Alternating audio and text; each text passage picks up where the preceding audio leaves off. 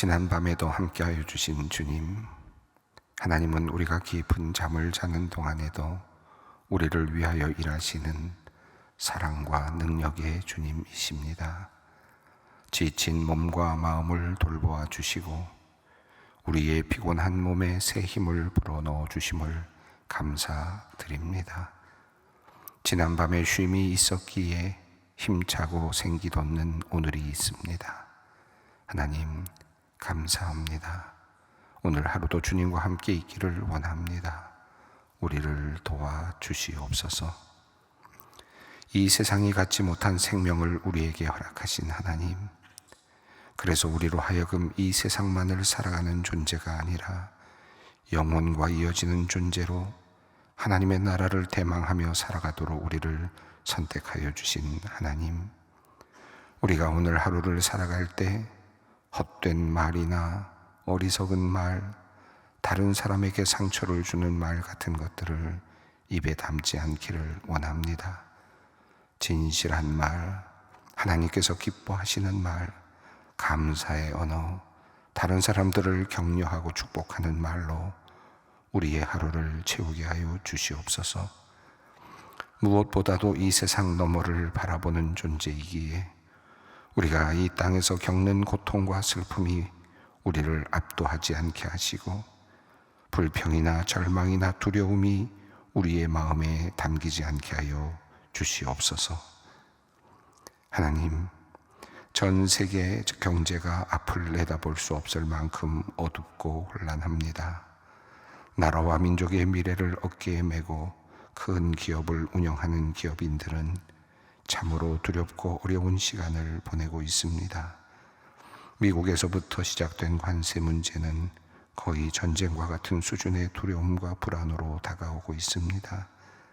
하나님, 우리 기업인들이 한 걸음 한 걸음 주님께서 인도하여 주시는 그 길을 따라 나아가게 하여 주시옵소서. 기업을 운영하는 일이 그저 손해를 보지 않고 최대의 이익을 창출하는 그런 세속적인 가치로만 평가될 수 없기에 어려움 가운데서도 더 높은 가치와 선을 추구하게 하시고 그리하여 이 나라와 민족 그리고 세계 사회에 꼭 필요한 기업으로 성장해 나가게 하여 주시옵소서. 그러함으로 주님, 우리 기업인들에게 힘과 지혜를 주시옵소서. 홀로 두려움 속에서 힘들게 결정해야 할 때마다 하나님께서 그 마음에 계시고 위로를 주시며 지혜를 더하여 주시옵소서. 미래를 내다볼 수 있는 눈을 주시고 사랑에 근거하여 세상을 볼 수 있는 시각도 열어 주시옵소서. 당장 앞에 놓인 시급한 문제들을 해결할 때에는 새 길을 열어주시며 모든 주변의 환경이 기업을 운영하는 데 어려움이 없도록 주님 역사하여 주시옵소서. 창의적인 발상으로 기업의 미래를 힘차게 희망차게 이끌게 하시고 돕는 일을 보내주셔서 어려움도 극복하게 하시며 때로 꿈도 꾸게 하셔서 새로운 발상으로 기업을 변화시켜 나가게 하여 주시옵소서. 기도할 때마다 그 기도를 들어주시고 혹시나 기업에 암초와 같은 것이 있다면 주님께서 깨끗하게 제거하여 주시고 기업이 순항할 수 있도록 주님께서 그 기업의 선장이 되어 주시옵소서. 하나님, 현재 복구가 이루어지고 있는 산불 피해 지역을 위해 기도합니다. 도움의 손길이 답지하고 있지만 엄청난 피해를 다 극복하기는 쉽지 않을 듯합니다. 하나님, 먼저 그 지역의 주민들이 다시 힘차게 일어설 수 있도록 힘과 용기를 주시옵소서. 도움의 손길이 더욱 많아지게 하셔서 그들이 격려와 위로를 얻게 하여 주시옵소서. 우리 소망교회도 함께 돕기 위해 마음과 정성을 모으고 있습니다. 불길에 무너진 교단 안에 75개 교회뿐만 아니라 지역의 많은 이재민들, 성도들에게 구호를 통하여 하나님의 사랑을 잘 전달케 하여 주시옵소서. 하나님, 장애인 가족들을 둔 우리 성도들을 위해 기도합니다. 남몰래 흘리는 눈물과 말 못할 그들의 사정을 우리 주님께서 가장 잘 아십니다. 연약함 중에 있는 그들이 주님의 긍휼을 얻게 하시옵소서. 그들에게 주님의 위로와 평강을 내려 주시옵소서. 세상의 차가운 시선에 상처받지 않게 하시고 도리어 온 가족이 하나가 되어 서로 격려하며 사랑함으로 넉넉한 믿음의 가족 되게 하여 주시옵소서. 그들의 무거운 짐을 함께 지도록 우리 소망교회를 사용하여 주심을 감사합니다. 우리 교회 소망보와 그룹홈 베데스다에서 생활하는 장애인들과 JMP 직원들이 행복하고 즐겁게 살아갈 수 있도록 모든 성도들이 함께 기도하며 돌볼 때 우리 교회가 주님께서 내려주시는 큰 복을 받게 하시고 모든 성도들이 함께 기쁨을 누리게 하여 주시옵소서. 샬롬보와 갈레프의 실버 선교회 회원들과 노년에도 여전히 열심히 신앙의 삶을 살아가는 성도님들을 위해 기도합니다. 주님의 몸된 교회를 온 힘을 다해 섬기고 세상에서도 선한 영향력을 발휘하고 믿음의 가정을 든든히 세우고 또한 주님께서 맡기신 사명을 끝까지 충성하며 다하신 귀한 분들입니다. 사랑의 하나님, 이분들이 소망의 예배당을 향해 나오는 그 발걸음을 날마다 지켜 주시옵소서. 비록 육체는 낡아지고 약해질지라도 영혼을 맑게 지켜 주셔서 항상 주의 성전을 향한 마음과 하나님 나라를 위한 열심이 멈추지 않게 하여 주시옵소서. 이분들을 통해 소망교회가 더욱 든든히 서가도록 은혜를 내려 주시옵소서. 고령인 어머니의 수술을 위해 기도하는 권사님이 있습니다. 지난 주일에 낙상으로 오늘 오른쪽 팔꿈치 골절 수술을 받습니다. 고령이라 수술을 잘 감당하실 수 있을지 염려도 됩니다. 하나님께서 온전히 치유하여 주시고 빠르게 회복토록 도와주시옵소서. 지난주 폐렴으로 요양병원에서 일반 병원으로 입원하신 아버님의 건강도 지켜주시기를 기도합니다. 그리하여 부모님들 모두가 하나님의 은혜를 덧입게 하여 주시옵소서. 사랑의 하나님, 이제 말씀 앞으로 나아갑니다. 복되고 은혜로운 말씀이 우리를 가득 채우게 하시고 주님의 음성 듣는 기쁨이 우리에 가득 넘치게 하여 주시옵소서. 우리 주 예수 그리스도의 이름으로 기도드립니다. 아멘.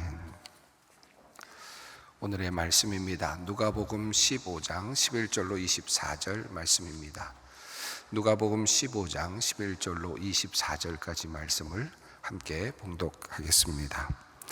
또 이르시되 어떤 사람에게 두 아들이 있는데 그 둘째가 아버지에게 말하되 아버지여 재산 중에서 내게 돌아올 분깃을 내게 주소서 하는지라 그 아버지가 그 살림을 각각 나눠 주었더니 그 후 며칠이 안 되어 둘째 아들이 재물을 다 모아가지고 먼 나라에 가 거기서 허랑방탕하여 그 재산을 낭비하더니 다 없앤 후 그 나라에 크게 흉년이 들어 그가 비로소 궁핍한지라 가서 그 나라 백성 중 한 사람에게 붙어 사니 그가 그들로 보내어 돼지를 치게 하였는데 그가 돼지 먹는 조염 열매로 배를 채우고자 하되 주는 자가 없느니라.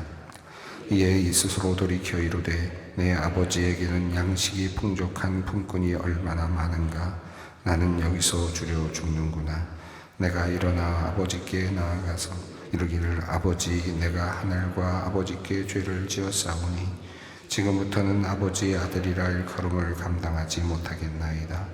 나를 품꾼의 하나로 보소서 하리라 하고 이에 일어나서 아버지께로 돌아가니라. 아직도 거리가 먼데 아버지가 그를 보고 측은히 여겨 달려가 목을 안고 입을 맞추니 아들이 이르되 아버지, 내가 하늘과 아버지께 죄를 지었사오니 지금부터는 아버지의 아들이라 일컬음을 감당하지 못하겠나이다 하나 아버지는 종들에게 이르되 제일 좋은 옷을 내어다가 입히고 손에 가락지를 끼우고 발에 신을 신기라. 그리고 살찐 송아지를 끌어다가 잡으라. 우리가 먹고 즐기자. 내 아들은 죽었다가 다시 살아났으며 내가 잃었다가 다시 얻었노라 하니 그들이 즐거워하더라. 아멘.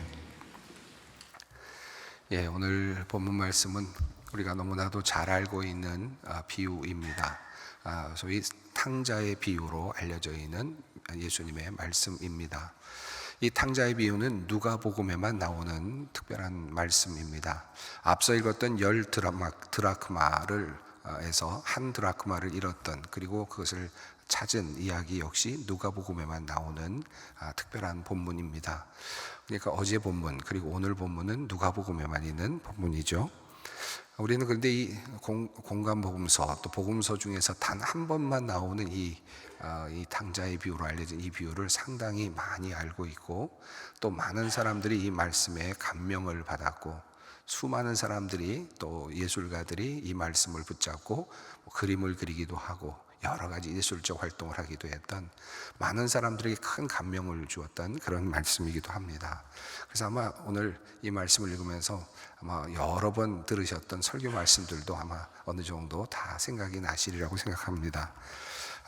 이 말씀을 또 구체적으로 다 설명하기는 쉽지 않겠지만 오늘 짧은 시간에, 그러나 오늘 이 말씀 통해서 우리가 또 보아야 될 몇 가지 관점들을 좀 살펴보려고 합니다.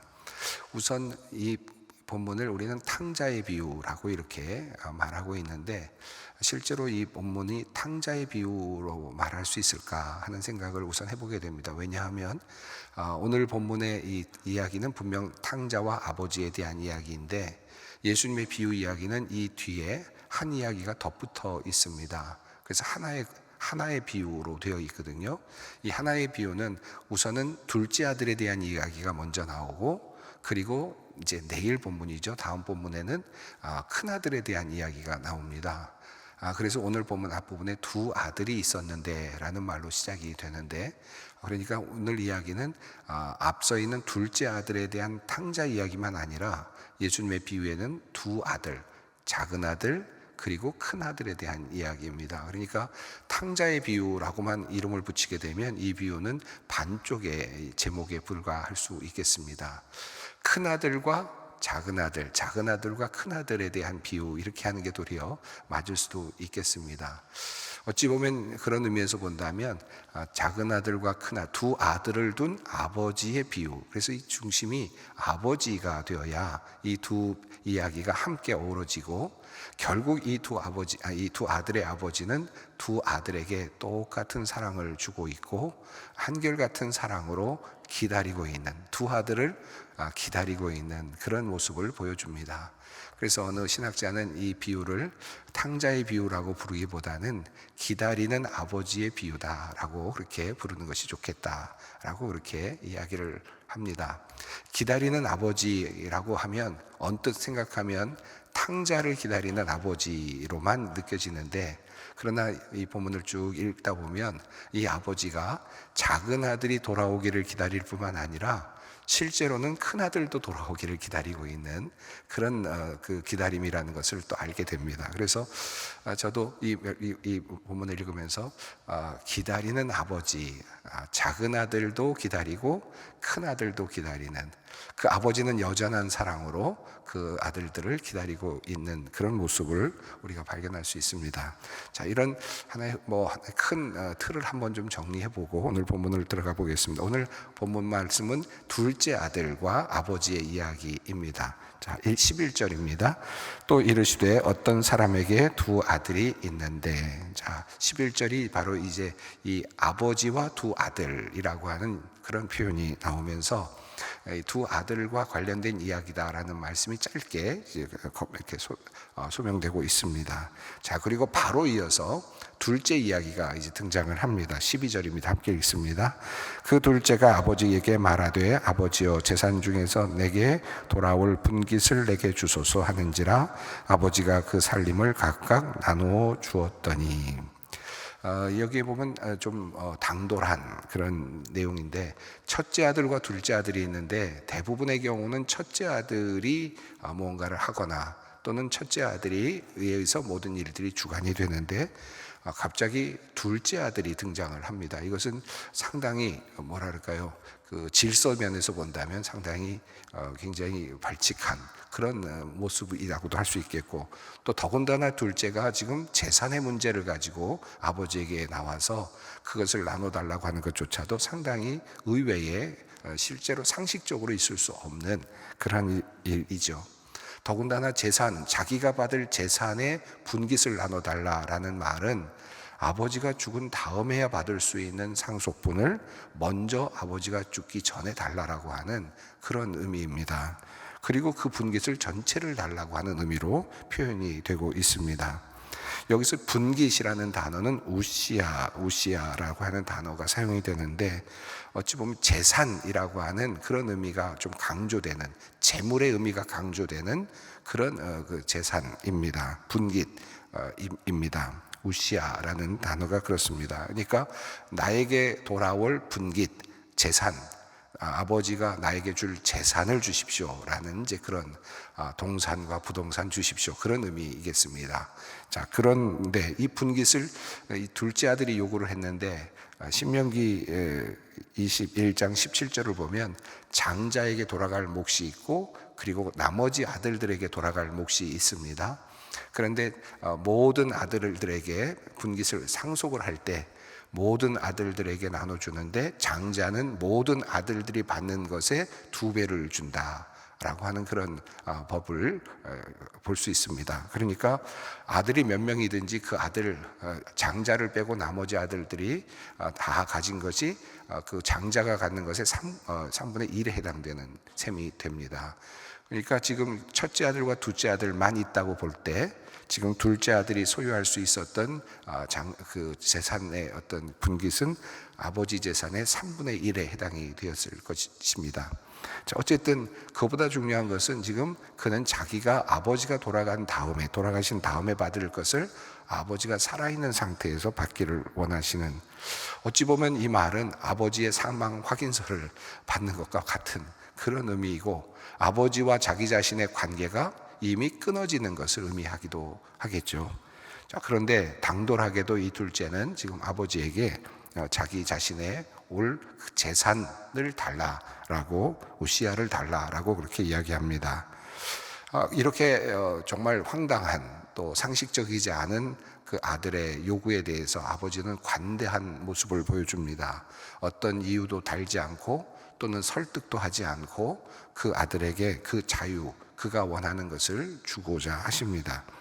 아버지가 그 살림을 각각 나누어 주었다라고 되어 있는데, 여기서는 살림이라는 번역을 했는데 잘 번역이 된 것 같습니다. 왜냐하면 이 단어는 아까 우시아를 달라라고 했을 때와는 다른 비오스라고 하는 단어가 사용이 되고 있기 때문입니다.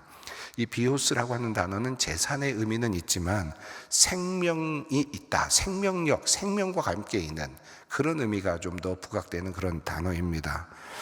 그 병으로 앓던, 혈루병을 앓던 여인이 자기 재산의 절반을, 자기 인생의 모든 자기 자신의 재산을 의사들에게 다 허비했다라고 할 때 그때 사용된 단어가 이 비오스입니다. 그러니까 그냥 재산이 아니라 생명과 같은 재산, 이런 뜻이 있겠죠. 여기서 그 위에서 우시아는 그냥 물건 혹은 어떤 재산 그 자체, 생명력이 좀 더 없고 그냥 재산이라고 하는 의미라면, 여기서 비오스는 생명이 담긴 피와 같은 그런 재산, 그런 의미가 담겨 있습니다. 그래서 가난한 여인이 뒤에 나옵니다만, 이제 그 2렙돈을 하나님께 바칠 때 그 재산 전부를 바쳤다라고 할 때도 이 비오스가 사용되는데, 이때는 생활비 전부를 바쳤다라고 이렇게 표현이 되고 있습니다. 그러니까 피 같은 재산, 정말 생명과 같은 재산이라는 뜻을 갖고 있어서 이 12절에서 이 단어 2개만 보아도 이 2 단어가 상당히 괴리감이 있는 것을 볼 수 있습니다. 그래서 우선 우시아를 달라, 그저 아들 입장에서는 재산만 보이는 거죠. 그런데 아버지의 그 재산 안에는 그 피 같은 생명이 들어있는 거예요. 그래서 아버지는 그 생명을 나눠주는 것과 같은, 생명이 있는 그 피 같은 그 재산을 지금 나눠주는 셈이 됩니다. 자, 그런데 아버지는 정말 담대하게, 정말 관대하게 아들에게 그 재산을 나누어 주었습니다. 자, 13절입니다. 그 후 며칠이 안 되어 둘째 아들이 재물을 다 모아가지고 먼 나라에 가 거기서 허랑방탕하여 그 재산을 낭비하더니. 여기서 재물을 모아, 재산, 여기서는 모두가 다 우시아입니다. 그래서 그냥 생명력 없는 겁니다. 이건 자기 아버지가 그냥 받았기 때문에 그저 재산입니다. 그냥 쓸 수 있는 그런 재화일 뿐이죠. 거기에 어떤 정성도 어떤 생명력도 있지 않아서 그냥 가지고 갔지만 결과적으로는 아주 짧게 표현이 됐는데 그가 나가서 먼 나라에 갔다라고 이렇게 되어 있습니다. 마크란이라는 단어가 사용되는데 멀다라고 하는 그런 단어가 사용되어 있는데, 그러니까 아버지와는 완전히 다른 세상으로 이제 간 것이죠. 먼 나라에 가서 그곳에서 허랑방탕하였다, 낭비하였다는 의미죠. 재산을 낭비하였습니다. 짧게 표현이 되어 있지만 그의 인생이 이제 그 안에 모두 다 녹아 있습니다. 어느 정도 시간이 걸렸는지 모르지만 13절은 그의 낭비의 모든 시간을 아주 한 줄로 요약을 하고 있습니다. 몇 년 동안 낭비했을지는 알 수가 없죠. 몇 년 동안 다 썼을지 모르지만 그 길이가 어떠했든지 지금 성경에서 표현하고 있는 것은 한 줄입니다. 한 줄. 그 시간을 3년을 버텼든 5년을 버텼든 10년을 버텼든 알 수는 없지만 그러나 한 줄 그저 다 낭비하고 말았습니다. 자, 14절입니다. 다 없앤 후 그 나라에 크게 흉년이 들어 그가 비로소 궁핍한지라. 여기 다 없앤 후라고 하는 표현. 자기 재산을 지켜내지 못했고 그 안에 생명력이 없기 때문에 그것을 지켜낼 힘도 없었을 겁니다. 그저 허랑방탕하고 쾌락에 자신의 재물을, 이 우시아를 사용하였습니다. 다 없애버렸는데 그런데 그때 흉년이 들어서 더 큰 어려움이 그에게 닥쳐왔습니다. 인생을 살다 보면 그런 일이 있죠. 정말 조금 힘들어져 가고 있는데 하필이면 이때 이럴 일이 일어나고 하필이면 이런 큰 어려운 일이 일어나서 정말 견딜 수 없게 되는 그런 경험을 할 때가 있습니다. 지금 이 사람도 둘째 아들도 다 허비한 후에 흉년이 들었습니다. 오갈 데 없는 이제 그런 상황이 되었습니다. 궁핍, 모든 것을 낭비했던 풍요로웠던 시기가 지나고 궁핍함이 그에게 찾아왔습니다. 그의 궁핍함이 어느 정도였는지를 표현하는 내용이 15절, 16절에 나옵니다. 자, 상태가 어떠했는지 15절과 16절을 읽겠습니다. 가서 그 나라 백성 중 한 사람에게 붙여 사니 그가 그를 그들로 보내어 돼지를 치게 하였는데 그가 돼지 먹는 주염 열매로 배를 채우고자 하되 주는 자가 없느니라. 자, 먼 나라에 갔습니다. 아버지의 나라가 아닌 다른 나라로 갔죠. 그 먼 나라에서 결국은 아마 자기가 돈이 있을 때는, 재산이 있을 때는 그저 마음대로 그 사람들, 그 나라 사람들과도 관련 없이도 살았겠지만 이제 어쩔 수 없이 그 백성 중에 붙여 살게 되는, 그 나라 백성 중에 살게 되는, 아버지의 나라의 백성이 아닌 다른 나라의 백성이 되는 이런 상태입니다. 국적이 바뀐 셈이 되어버렸습니다. 물론 본인이 국적을 바꾸려고 간 건 아니겠지만 그러나 이제는 그곳에서 살아야만 되고 그리고 돌아올 아마 그런 상황도 못 됐으니까 지금 그곳에서 그 사람 밑에서 붙여 산다, 붙어 있다라고 하는 것은 이제 완전히 종속되어 있는 것을 표현합니다. 돼지를 쳤다라는 표현을 봐서 그가 유대인이 아닌 이방 나라에 있었다는 것을 알 수 있죠. 자, 돼지는 유대인들에게는 먹는 음식이 아닙니다. 또 치는 그런 짐승이 아니니까 돼지를 친다는 말은 이방 나라, 하나님의 백성이 아닌 백성에 붙여 있게 되었다. 그러니까 소속이 완전히 선택된 민족에서 완전히 이방 민족에 속한, 그것도 맨 밑에 속해지는 상황이 되었습니다. 그리고 돼지 먹는 주염 열매, 돼지를 치게 하는데 돼지가 먹는 주염 열매로 배를 채우고자 했지만 그것마저도 주는 자가 없었다. 이 당시에 그 이방 지역에서는 가난한 사람들이 먹는 그런 음식 중에 하나가 주염 열매이기도 했다고 합니다. 콩의 꼬투리 해당이 되는 건데, 그래서 콩과에 있는 그 꼬투리들 있지 않습니까? 그런 것들을 이제 먹는 건데 그것으로도 배를 채울 수가 없었다 상황을 이렇게 얘기합니다. 자, 17절 이제 거기에 대한 그런 상황 속에서 그가 이제 생각을 하게 되고 회개하는 장면이 17절입니다. 함께 읽습니다. 이에 스스로 돌이켜 이르되 내 아버지에게는 양식이 풍족한 품꾼이 얼마나 많은가, 나는 여기서 주려 죽는구나. 아버지 밑에는 매달려 있는 사람들이 있고, 지금 자기 자신은 이방 민족의 사람에 매달려 있는 상태가 됐는데, 이방 민족의 어떤 사람에게 매달려 있는 이 형편은 어떤 겁니까? 돼지를 치는데 돼지가 먹는 그런 쥐염나무 열매조차도 자기가 먹을 수 없는 비참한 상황인데, 아버지에게 매달려 있는 하나님, 그 아버지가 살고 있는 나라에 매달려 있는 아버지 집에 매달려 있는 종들은 양식이 풍족하다. 완전히 다른, 지금 똑같이 매달려 있는데, 붙여 살고 있는데, 아버지 밑에 있는 이 지금 종들은 지금 풍족한 생활을 하고 있다는 것을 그가 그때서야 깨닫습니다. 자기 자신이 얼마나 오지 않아야 될 곳에 왔는지를 깨닫게 되는 장면입니다. 자, 18절 19절입니다.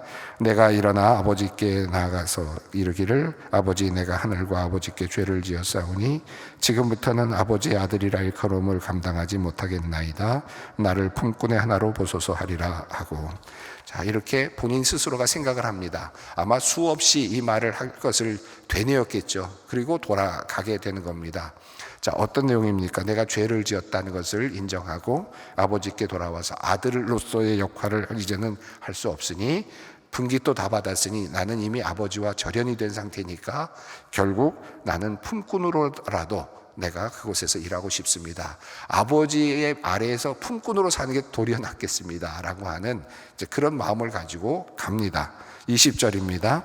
이에 일어나서 아버지께로 돌아가니라. 아직도 거리가 먼데 아버지가 그를 보고 측은히 여겨 달려가 목을 안고 입을 맞추니. 여기 보면 아버지의 그 적극적인 행동이 나오죠. 아들은 지금 멀리 가고 있습니다. 여기 거리가 먼데 라고 하는데, 여기도 마크란이라는 단어가 사용이 되는데, 아까 먼 나라에 왔다라고 했는데 여기서 거리가 멀다.